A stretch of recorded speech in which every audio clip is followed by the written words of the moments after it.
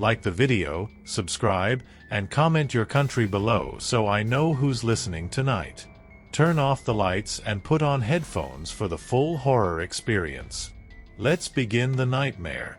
If you're brave enough. The school stood at the edge of town like a rotting memory no one wanted to claim. Its brick walls darkened by decades of rain and soot, its windows blind and hollow, reflecting nothing but the gray, colorless sky. And though Graybridge Secondary School had officially been closed for nearly 20 years after the fire, everyone in town knew it never truly emptied, because buildings that absorb fear, pain, and death do not simply let go. They remember, they listen, and they wait, and on the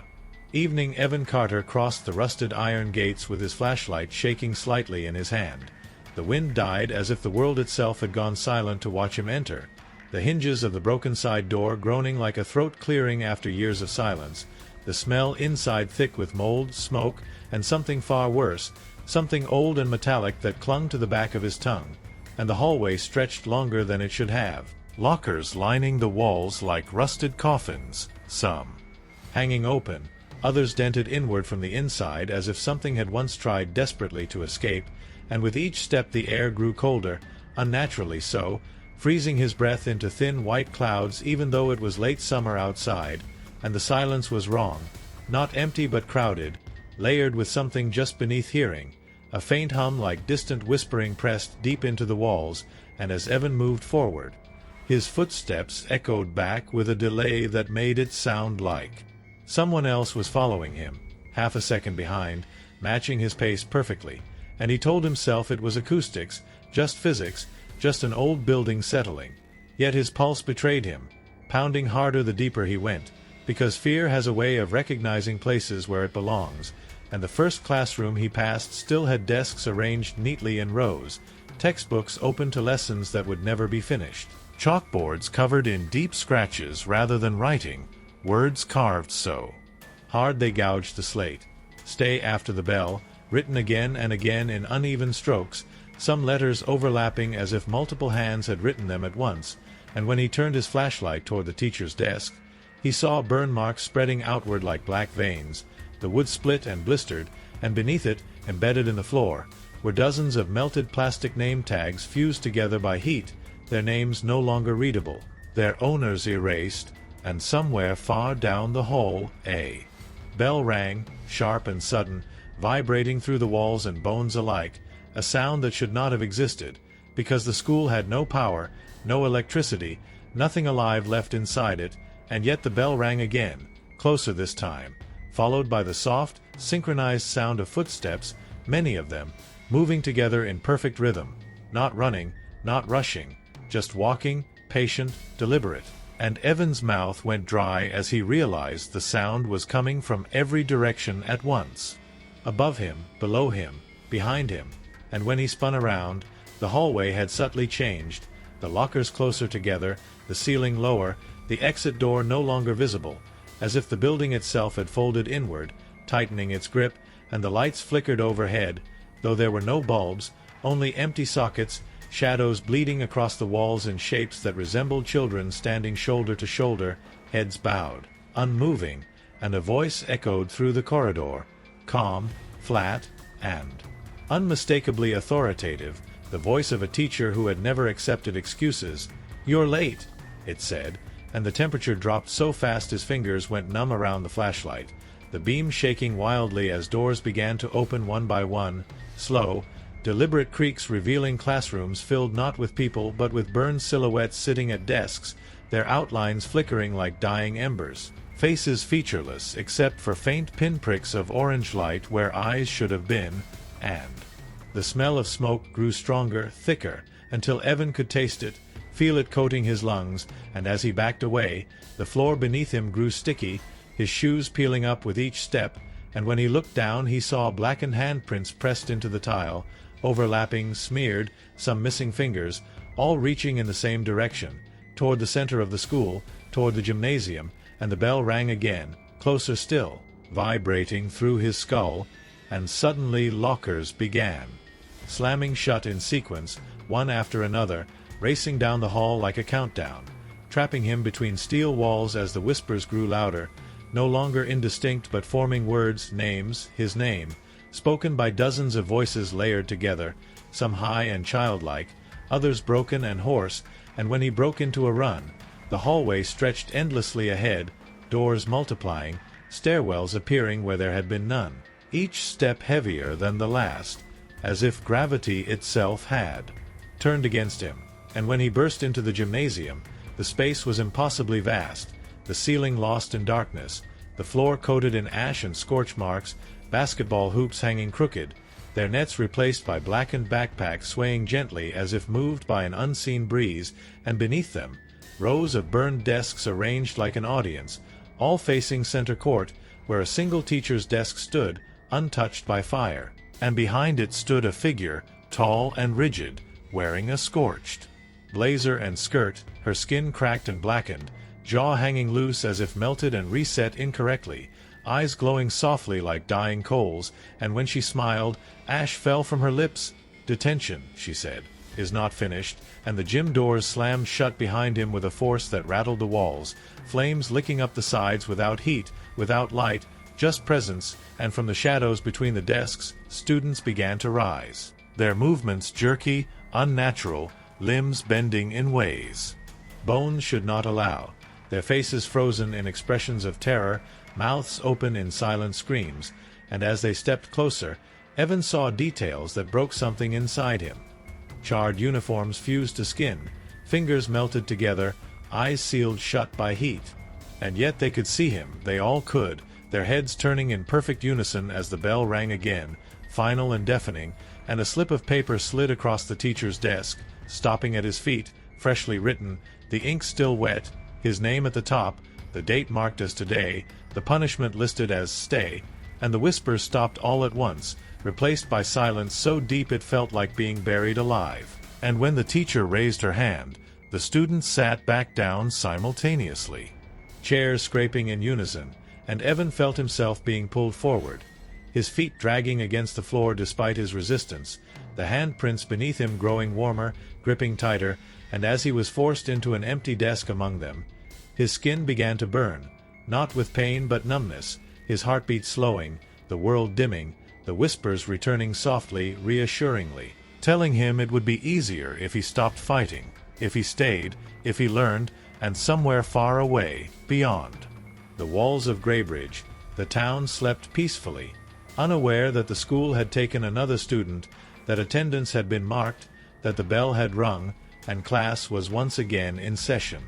Time no longer moved correctly inside Greybridge Secondary School, it stretched and folded like heat above asphalt, and Evan became aware of this not through clocks, there were none left that worked, but through the unbearable sensation that he had already been sitting at the desk for hours while only seconds seemed to pass between each echoing bell, his body stiff, his hands resting on the scorched wood as though glued there, the whispers around him fading into a low, constant murmur that sounded disturbingly like breathing, and when he dared to glance sideways, the student sitting next to him slowly turned its head, the skin of its face fused and cracked like overcooked clay, one eye missing entirely, the other sealed shut, yet its mouth stretched into a grin that revealed teeth blackened by fire, and it leaned closer, its voice a dry rasp that smelled of smoke and rot, telling him he shouldn't look around during detention, because the school did not like curiosity, and Evan swallowed hard, realizing with mounting dread that the shadows filling the desks around him were not illusions but echoes, impressions of students burned so violently into the building that their souls had become furniture, fixed in place, repeating the final moments of obedience they had known in life, and the teacher's heels clicked slowly across the gym floor as she paced, each step followed by a faint trail of ash that never quite settled, her presence oppressive, bending the air around her like gravity, and when she stopped beside Evan's desk, the temperature rose just enough for the smell of burning hair to seep into his nostrils, and she leaned down, her face inches from his, her voice calm, instructional, the same tone used to explain rules that could not be broken. "Greybridge rewards students who listen," she said, "and it keeps the ones who don't," and with a snap of her fingers, the gym dissolved, the walls stretching outward, the floor peeling away like old paint, revealing another hallway beneath, longer, darker, lined with lockers far more damaged than before, many warped outward as if something inside had tried to claw its way free, and Evan found himself standing now, though he could not remember rising from the desk, his legs trembling as the bell rang again, softer this time, like it was coming from deep underground, and the hallway filled with movement as classroom doors opened, releasing students who walked in perfect lines, heads bowed, hands clasped behind their backs, uniforms burned into their flesh, following invisible rules that guided each step, and as Evan was carried along with them, pushed gently but irresistibly by unseen hands, he noticed the walls were covered in memorial plaques, hundreds of them, each engraved with names and dates that ended on the same night, the night of the fire, and beneath every plaque was a smaller inscription scratched directly into the brick, not carved cleanly but gouged with fingernails. Absentee, disruptive, talking back, left early, and the deeper they went, the louder the whispers became, layering over one another until they formed a sickening chorus of confessions, apologies, and pleas to go home, and Evan realized with horror that the school was not simply haunted, it was disciplinary, enforcing rules long after the bodies had burned away, and when they reached the detention wing, a section that should not have existed, buried beneath the building like a basement below a basement. The air grew thick and heavy, pressing against his chest until breathing felt like punishment, and rows of doors lined the corridor, each with a small reinforced window, and through them he saw horrors that made his vision blur. Students standing motionless in dark rooms filled with desks stacked to the ceiling, others writing endlessly on chalkboards with hands worn down to bone, some screaming silently as fire replayed itself again and again across their bodies, trapped in loops of correction and consequence, and the teacher stopped before one door and opened it slowly, revealing a classroom frozen mid-chaos, desks overturned, papers burned into the floor, a clock melted and stopped at 9:13, and she gestured for Evan to enter, explaining that this room was for repeat offenders, those who questioned, who ran, who tried to leave without permission, and as he stepped inside, the door slammed shut behind him, plunging the room into darkness broken only by flickering flames that did not warm, and shapes emerged from the corners, students who had tried to escape, their bodies twisted, mouths stretched open in eternal screams, their hands reaching toward him not in attack but in warning, and suddenly Evan understood the truth that the town had buried for decades. The fire had not been an accident, it had been punishment, a locked building, a lesson enforced too far, a tragedy born from authority taken to its most monstrous extreme, and Greybridge had learned from it. Feeding on guilt, fear, and obedience, growing stronger with every secret kept, every lie told, every time someone said it was just a story, and as the bell rang again, softer, closer, inside his own head now, Evan felt the school tighten around him, claiming him, filing him away as another lesson unfinished, and somewhere above, in classrooms that still pretended to be empty, desks waited patiently. Because detention never truly ended at Greybridge Secondary School, it only deepened, and once you were marked absent from the world outside, the school made sure you stayed forever. Beyond the locked doors of Greybridge Secondary School, the town still pretended that life followed familiar rhythms, but something subtle and malignant had begun to seep outward, like smoke finding cracks in a sealed room, and it started with the bells, faint at first, so quiet that people mistook them for distant church chimes or tinnitus ringing in tired ears, but they rang at the same time every night, 9:13, and children began waking in cold sweats, swearing they heard their names called from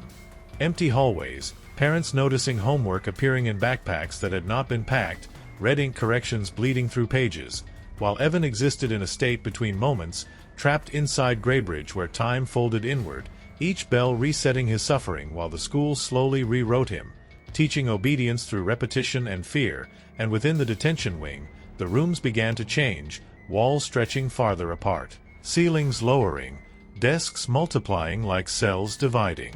And the teacher's voice echoed from nowhere and everywhere, instructing students to remain seated, remain silent, remain present, and Evan learned quickly that the school punished memory as harshly as rebellion, because whenever he tried to recall his home, his parents' faces, the sound of wind outside, the air thickened and the room grew hotter, flames crawling along the walls as if the building itself rejected thoughts of escape, and around him, the other students continued their endless routines, writing lines until fingers wore down to bone, standing at attention until legs snapped backward, repeating apologies that never satisfied, and the whispers revealed fragments of the past, of locked doors and ignored alarms, of a teacher who believed discipline mattered more than mercy, who believed fire would scare them into obedience, and as those memories replayed themselves through the corridors like a corrupted lesson plan, Evan realized the school was no longer bound to brick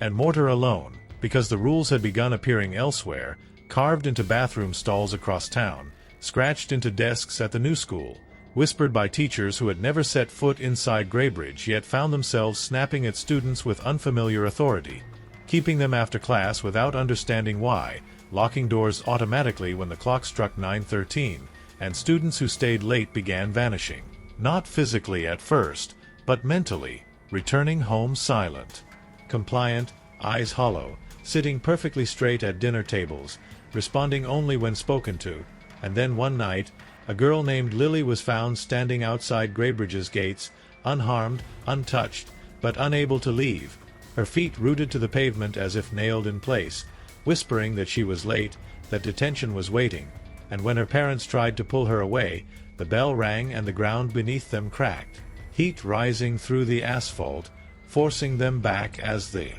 doors opened on their own, welcoming her inside, and within the school, Evan felt the addition like a tremor, the building breathing deeper, stronger, expanding its reach, and the teacher smiled more often now, her lessons growing stricter, her punishments more creative, as she explained that Greybridge had been forgotten once, abandoned, silenced, but neglect was another form of disobedience, and the school did not tolerate neglect, and the detention wing widened, absorbing new rooms that reflected modern classrooms, fresh desks, untouched chalkboards already scarred with rules that had never been written by human hands, and Evan noticed changes in himself, the fire no longer burning as sharply, the fear dulling into something like acceptance, his posture straightening involuntarily whenever the bell rang, his thoughts aligning into neat rows like desks, and the most terrifying realization crept in slowly, that the school was not merely imprisoning students, it was training them, imprinting obedience so deeply that when they were sent back, if they were sent back, they would carry Greybridge with them, enforcing its rules unconsciously, spreading its influence classroom by classroom, generation by generation, and one night, Evan was led to a door he had never seen before, marked simply with a metal plaque that read "Monitor," and inside was a classroom filled with mirrors instead of desks, each reflecting a version of himself slightly more hollow, more burned, more obedient than the last, and the teacher explained calmly that some students graduated, not to freedom, but to service, tasked with ensuring attendance, enforcing silence, ringing bells where bells were needed, and as Evan stared into the mirrors, watching himself fade from boy to lesson, from person to rule, the bell rang again, not loud, not distant, but perfectly clear, ringing inside his chest, and outside Greybridge. Lights flickered in the new school across town, doors locking. Automatically, teachers pausing mid-sentence as an unfamiliar authority settled into their voices, and the town finally began to understand too late that Greybridge had never been just a building. It had been a system, patient, waiting, expanding, and once the bell rang, there would be no escaping detention, because school was back in session, everywhere. By the time the town realized Greybridge was no longer contained by its walls, it was already too late to stop it, because systems that feed on obedience do not announce themselves, they normalize, and resistance, when it finally surfaced, came quietly, whispered between exhausted parents, frightened teachers, and students who still remembered what it felt like to question authority without punishment. And a small group began meeting after sunset in the basement of the public library, a place untouched by bells, where clocks still ticked freely and doors remained unlocked past curfew, and they spoke in hushed tones about patterns they had noticed, about children vanishing at exactly 9:13, about classrooms locking themselves, about teachers who swore they had never assigned attention yet found their handwriting on slips of paper they did not remember writing, and among them was Mrs. Calder, a retired science teacher who had worked at Greybridge decades earlier and survived only because she had left early that night, and when she spoke, the room grew cold, because she remembered the truth everyone else had buried, remembered the head administrator who believed fear created discipline, who ordered doors sealed when the fire spread too quickly, who believed sacrifice was a lesson worth teaching, and she warned them that Graybridge did not haunt people, it corrected them, and inside the school, Evan felt the first true disruption ripple through the walls like a tremor. The whispers stuttering, the bells hesitating for a fraction of a second, and the teacher's calm voice tightening ever so slightly, because resistance was the one thing the school had never tolerated, and punishment escalated accordingly. Detention sessions growing longer, rooms growing hotter, students forced to stand instead of sit, to write rules into their own skin with burning chalk, to repeat apologies until language itself lost meaning, and when Lily screamed for the first time, a sound.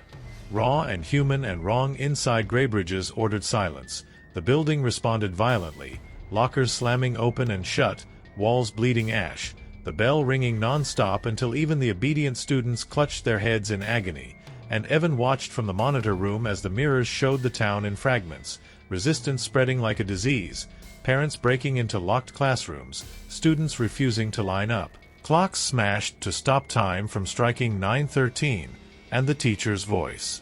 echoed through the school, no longer instructional but sharp, furious, reminding them that rules existed for a reason, that chaos was the enemy, that obedience was safety, and she selected Evan for observation duty, forcing him to walk the halls as something no longer fully human, ringing bells where silence lingered too long, locking doors when arguments rose, feeling pieces of himself peel away with every correction enforced. And outside, the resistance attempted their boldest act, returning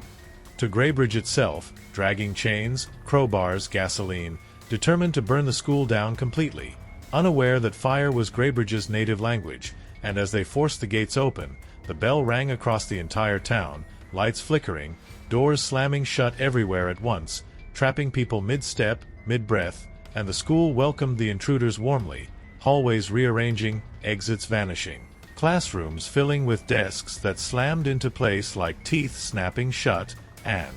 one by one, the resistance members were separated, assigned infractions, judged, and sentenced to eternal detention, their screams swallowed by walls that had learned long ago how to listen without mercy, and Evan felt the final thread of his humanity strain as he watched Mrs. Calder dragged into a classroom she had once taught in, forced to face rows of burned students who now corrected her posture, her voice, her breathing. And when the last act of rebellion was absorbed, Graybridge grew.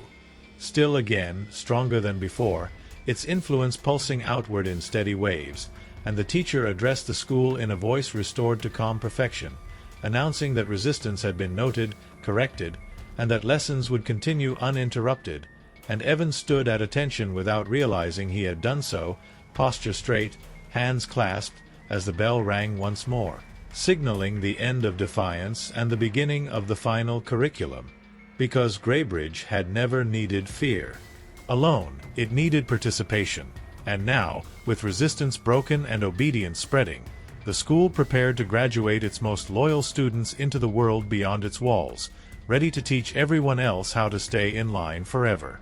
Graduation night arrived without celebration, without announcement, without joy, because Graybridge Secondary School did not believe in endings, only transitions, and when the bell rang at 9:13 for the final time, it rang everywhere at once, not just in the abandoned building on the edge of town, but in every classroom, every hallway, every place where authority had ever demanded silence, and inside the school. Evan stood among rows of students who no longer twitched or whispered or screamed. Their bodies repaired just enough to appear presentable, their burns smoothed into uniform scars, their eyes hollow yet focused forward, and the teacher moved down the aisles inspecting them with clinical satisfaction, correcting posture with a touch that left frostbite burns, adjusting chins, straightening spines, ensuring obedience had been fully internalized, because graduation at Graybridge did not mean release, it meant deployment. And Evan finally understood his role as the teacher led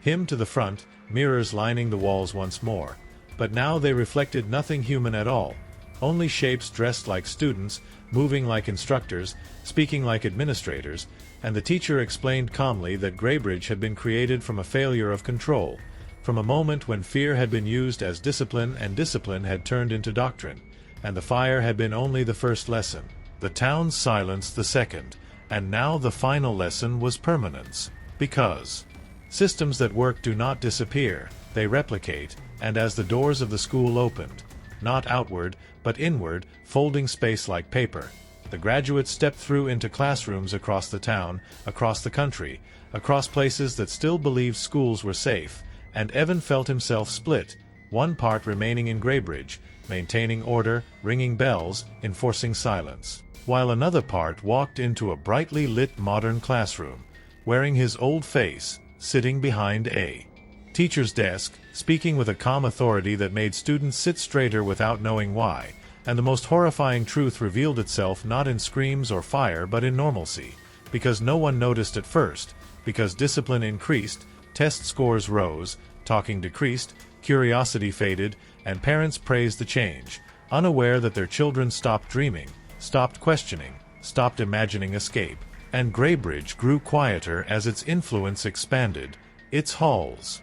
emptying not because it was weak but because it was no longer necessary to contain what now lived everywhere. And on the final night, the teacher returned to the burned gymnasium alone, placing the last attention slip into a filing cabinet already overflowing with names, locking it with care, satisfied. And as the building finally began to crumble in on itself, collapsing into ash and silence, the bell rang one last time, not as a warning but as a confirmation. And somewhere far away, in a clean new school with fresh paint and smiling banners, a clock ticked toward 9:13, a door clicked shut automatically, a teacher paused mid-sentence, and a child felt an unexplainable fear settle into their chest, the sense of being watched, measured, corrected, and the lesson continued, because Greybridge Secondary School had never been a place, it had been a method, and detention, once assigned, was forever.